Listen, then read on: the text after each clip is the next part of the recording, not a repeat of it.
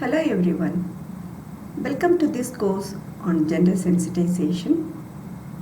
I am Dr. K. Aruna Devi. I'll be handling this course for you this semester. The very fact that you have opted for this course indicates that already you are aware of the importance of this course. I'll give you some more inputs on why this course is the need of the hour and how relevant it is for engineering graduates like you.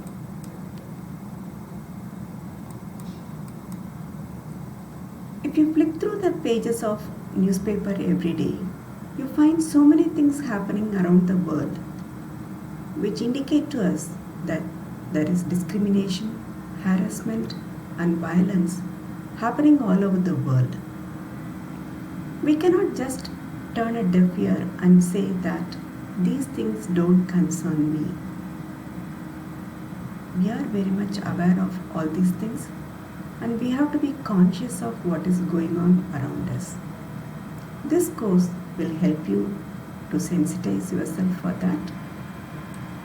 One more thing it will help you to do is to improve your communication skills, especially when you will have to communicate with the other gender. Here in college, also later on in your workplace, you may have to communicate with very many people of various gender, and it may be vertical communication, that is you may be communicating with your higher ups, or horizontal communication where you will be communicating with your colleagues, and it may be internal or external, or in a very formal situation or in an informal situation. Whatever may be the mode of communication, if you are communicating with the other gender, you must not have any inhibitions, and you must not be discriminatory also in your communication. You have to be very conscious of what you are saying. This course will help you to improve your communication skills in that aspect. Considering the relevance of the course again, as I told you, it will give you better interpersonal communication skills. You will be able to accommodate better in the workplace, and you will gain the ability to get along well in a multicultural setup, in a globalized environment. Very soon you may find a job in a multinational company where you may have to interact with people from other states, other countries all over the world. And over and above all these things, this course will surely help you to be better human beings. Considering the possible causes for the discrimination, harassment and violence happening all over the world, social psychologists say that it is mainly because of lack of awareness among people of gender-based restrictions. Social psychologists talk about the just world phenomena. Hope many of you might have been aware of it already. If you look at the small fish, it thinks that there is no justice in the world because always there is danger for it in the form of medium fish and a big size fish. The medium fish thinks that there is some justice in the world because it is able to gain its food. At the same time, it has danger also lurking behind. And if you think of the perspective of the bigger fish, it thinks the world is just because always it is able to get food anytime. So, whichever social status you are positioned in, accordingly you may think the world is just or not. So just because we are positioned in a very advantageous stage, we cannot just ignore all the others who are suffering out there in the world. We have to be conscious of what is going on around us, and this course will surely sensitize you towards that. George Henderson, who is a social psychologist, he says that lack of awareness is the main cause for all the things that are happening in the world, all the negative things that are happening in the world. He says that what people do not know, they tend to fear, and what they fear, they distrust. What they distrust, they will try to avoid, they will try to change to fit their concept of normality, and what they cannot change, they will try to isolate or destroy. So we find that the basic cause for all this fear, distrust, avoidance, attempting to change other people, isolating and destroying others is mainly because of what people do not know. So the lack of awareness or ignorance of what is going on the other side is the main reason for all these negative things to happen in the world. And considering the consequences of this lack of awareness, we end up with a narrow and frightened society where there is mainly fear, distrust, suspicion, stereotyping, conflict, avoidance, prejudice, scapegoat attitude. Scapegoat attitude, I think most of you will be aware. It is the when some things go wrong, we just try to put the blame on others and try to escape the situation. We isolate people and we even destroy people because of this lack of awareness.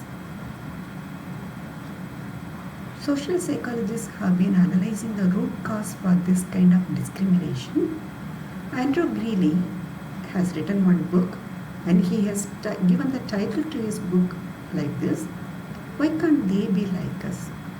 So it's really always intriguing for us when we see someone who is very different from ourselves, and we think that why can't they be like us? And when we don't understand why they are not like us, why they are different, we just try to form ourselves into a smaller group with like-minded people like our own selves, and we leave out the others as the out group. And there comes the binary of us and them, self and other, leading to all bias and prejudice, because what we don't understand, we always discriminate and stereotype. Discrimination in India has taken very many different forms. We discriminate people based on caste, religion, region. We talk about North Indians, South Indians, on language, Tamil, Malayalam, Kannada, Telugu. So based on that we discriminate people. Class, that is the economic status of people, upper class, middle class, lower class, like that we discriminate. And last but not the least, gender discrimination. We discriminate people from one gender to the other. Man, woman and transgender. I have used the asterisk mark here to indicate all the people other than man, woman category into this trans category. It not only includes transgender but so many other categories under this.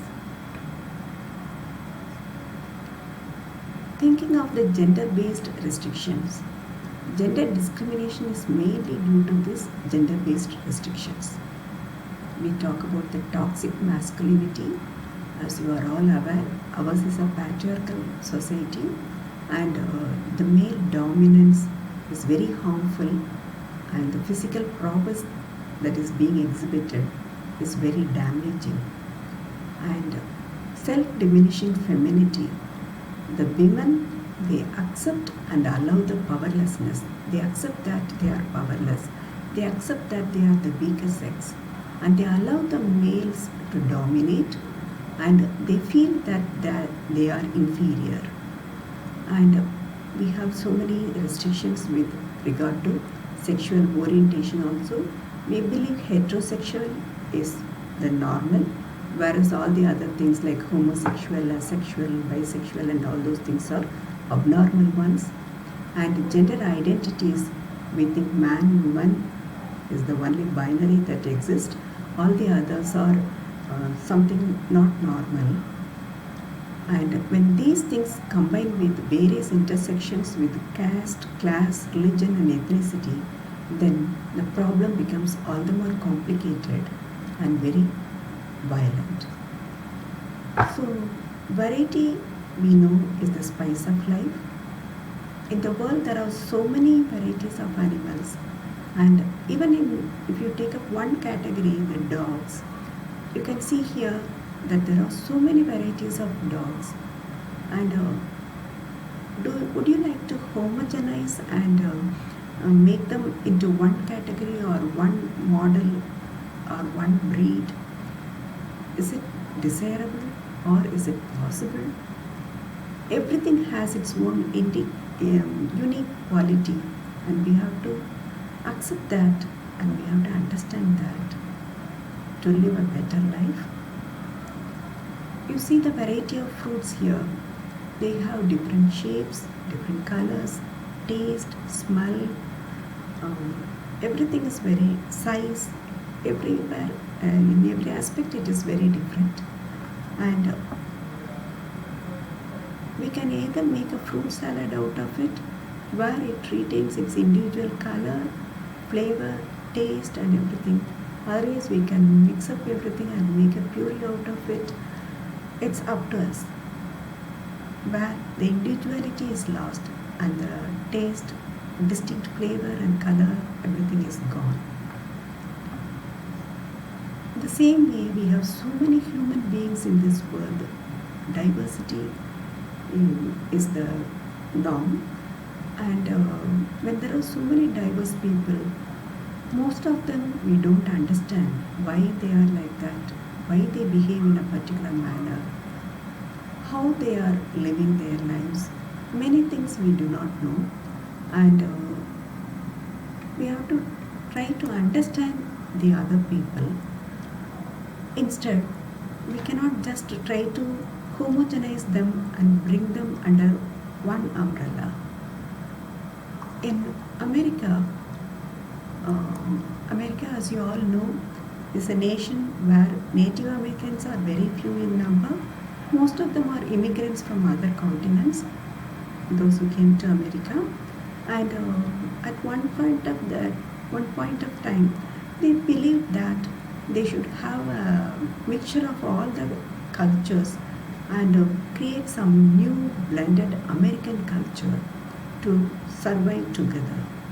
And some other people argued that instead of throwing or blending in as one culture, we can have different cultures, and like the tossed salad which we see here, we can have people of different countries, different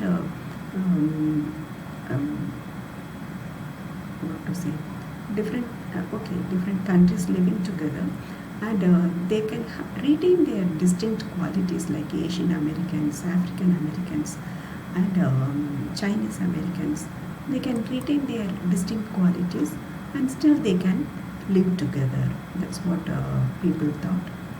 So the need of the hour is diversity and inclusion. We cannot try to change another person. We have to accept people as they are, with the empathy and altruism.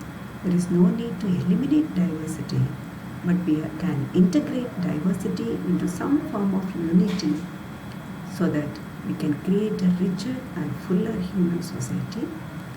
Interconnectedness of humanity is needed, and for this we have to commit to freedom and responsibility. Marching towards an egalitarian society is very important.